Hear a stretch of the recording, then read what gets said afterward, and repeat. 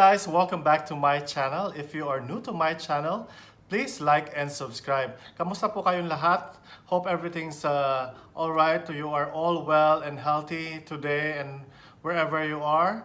It's been a while since we had a new video because was busy with my work and I'm back in flying. But then again, it's all good and we have a new topic now. So today we'll be answering some five assumptions of most people about cabin crew. These are some questions that was sent to me.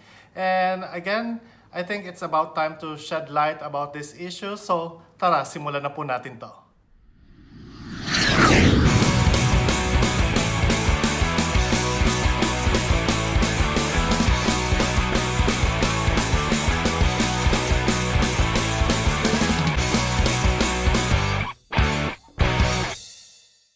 Okay guys, so I have with me on this paper some five commonly asked questions about assumptions perhaps of most people about cabin crew. So we'll start. Lahat naman po kayo are flying waiters, or in English, you are all just flying waiters. Yes, this is funny because yes, there's probably a truth to that we do waiter or serve guests or passengers on board, but behind that it takes a lot of training. So if you don't know, most cabin crew training would last for about 3 months. So we do undergo economy training, meaning service training, also in business class, first class. And this takes perfection, especially if you want to be a par from from most other airlines. So we undergo wine tasting perhaps. For example, we have to be knowledgeable about the wines, about the different cheeses, and how to plate the food. We also need to be knowledgeable about how these things are served properly, for example, and the etiquettes that comes within the service. So I don't think so that we're all just flying waiters, because it takes a lot of expertise and knowledge about service. Okay guys, so number 2 assumption is tagalinis lang ba po kayo ng toilet, or you're just someone who just clean the toilet? I actually had a friend who actually told this to me. Yes, I was a little bit, how do you say? I was a little bit upset, but then again, I realized these people doesn't even know anything about what we do, or perhaps their minds are closed on what cabin crew does on board.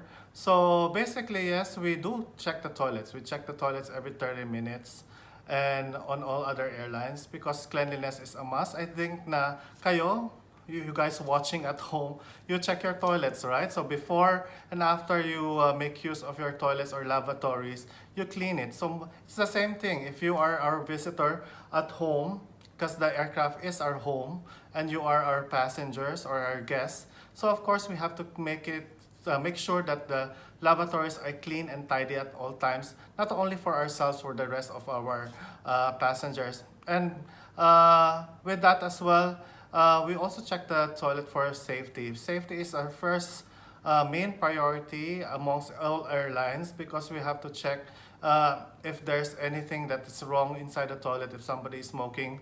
Guys, it's been such like 2 decades or a decade already that smoking in flight prohibited. But then again, we cannot teach a lot of people, right? So we also have to check just in case there's fire or smoke inside the toilet. So basically, guys, we are not just cleaners of the toilets, but we check and clean the toilets for your safety. Okay guys, so we move to number 3. Number 3 assumption about cabin crew. This is very controversial. As they say, all cabin crew are promiscuous. So yeah, so a lot of people tell me, or they're afraid to date a cabin crew because they think that all cabin crew are promiscuous. I don't think so, because I think that everybody or anyone who has a different job, like whatever you are doing in your life, somebody can be promiscuous if you're an engineer, a doctor, somebody who works in the boat, or somebody who's a sales lady, a salesman. It doesn't matter. I think it depends on the person. Yes, it's true that we meet a lot of people when we travel around the world and we work with a lot of people. But then again, it's your choice. It's your choice if you want to sleep around, or as they say, to be promiscuous. But it depends on the person, how is your upbringing, and how you actually take care and love yourself. So don't generalize, guys, because not all cabin crew are promiscuous. Okay, guys, so we're now back, and our fourth assumption about cabin crew is all cabin crew are big spenders and does not save money. I think it's some way, to be honest, true when you start with flying, especially when you start when you are young. Especially those people who start flying at the age of 21 and onwards, because you are excited. You're excited to travel. You're excited to experience a lot of new things, meaning like you wanted to buy a lot of things that you probably haven't had before. Or for me personally, I am not the person who actually buy a lot of expensive stuff, like expensive bags or watches or anything like that. But I believe that because I work and I fly in a station or a country where I was there, given the opportunity by my airline to fly in this destination, to be able to try their cuisine. So this is me. So I do spend on food because I believe that I deserve to reward myself. So after a flight, syempre guys, after a long flight of work and sleepless nights, I think as cabin crew we deserve some luxury. For me, the luxury that I usually go for is food, and I always believe that to be able to experience a country and their own culture is to actually first try their food. Okay, so this is another, we're on the fifth assumption. Assumptions of people for cabin crew, and the fifth one is lahat kayong mga cabin crew are maarte or picky.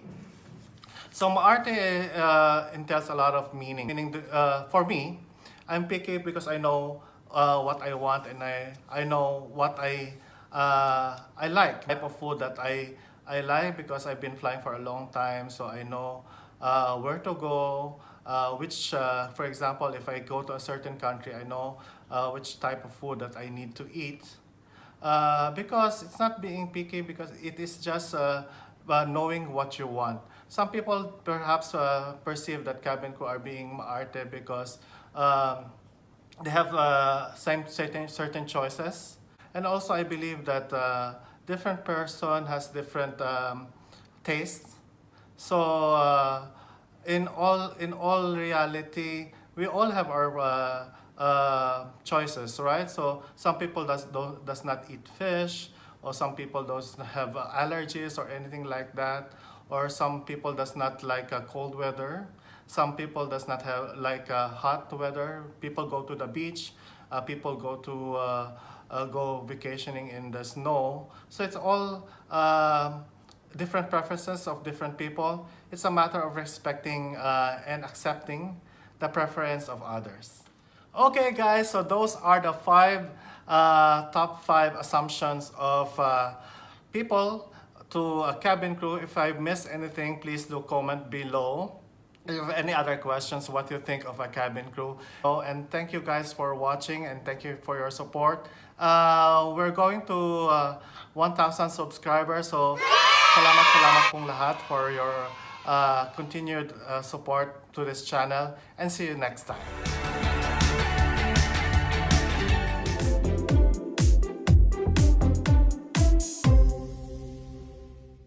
Thank you guys for watching. Please like and subscribe, and see you in my next videos. Salamat po.